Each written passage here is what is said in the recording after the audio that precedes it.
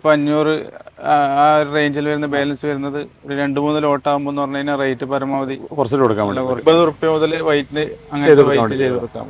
ചെയിനെല്ലാം same ആയിരിക്കും, പക്ഷെ ലോട്ട് വേറെ ലോട്ടായിരിക്കും. അതായത് ഈ ലോട്ട് എന്ന് പറയുന്ന സമയത്തേക്ക് മാർബിൾ കട്ട് ചെയ്യുന്ന നിങ്ങൾ കണ്ടിട്ടുണ്ടാവും. ഇങ്ങനെ ഓരോ ലൈൻസ് ആയിട്ട് കട്ടറിട്ട് കട്ട് ചെയ്തിട്ട് ഓരോന്നിനും നമ്പർ ഇട്ടുണ്ട്. ഈ നമ്പർ ഓർഡർ പ്രകാരം വന്നു കഴിഞ്ഞാൽ മാത്രമേ ഡിസൈൻ കൃത്യമായി മാച്ച് ആവും അല്ലേ? അതെ അതെ. അപ്പൊ അവർ പേറ്റേണ്ട ഒരു ഡിഫറൻസ് വരുന്നേ ഉള്ളൂ അല്ലേ?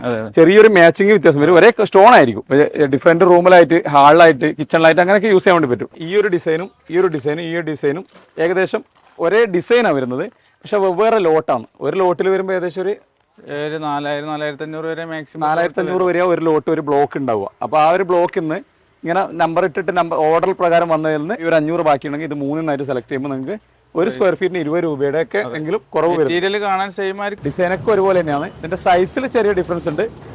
അങ്ങനെയൊക്കെ വരുന്നത് നിങ്ങൾക്ക് 3 ഒരുമിച്ചിട്ട് എടുക്കാൻ വേണ്ടി പറ്റും അല്ലേ? ഇപ്പൊ അതിലുള്ള 500, ഇതിലുള്ള 500, അതിലുള്ള 500 കൂടി ഒരാൾക്ക് 1500 വേണമെങ്കിൽ അങ്ങനെ എടുക്കാൻ വേണ്ടി പറ്റും. റേറ്റിൽ നല്ല റേറ്റ് കുറച്ചിട്ട് എടുക്കാൻ വേണ്ടി പറ്റും. അങ്ങനെ സാധ്യമാവുന്നവർക്ക് മെഷർമെന്റ് എടുത്തിട്ട് അതും കൂടി ചെയ്യാം കേട്ടോ.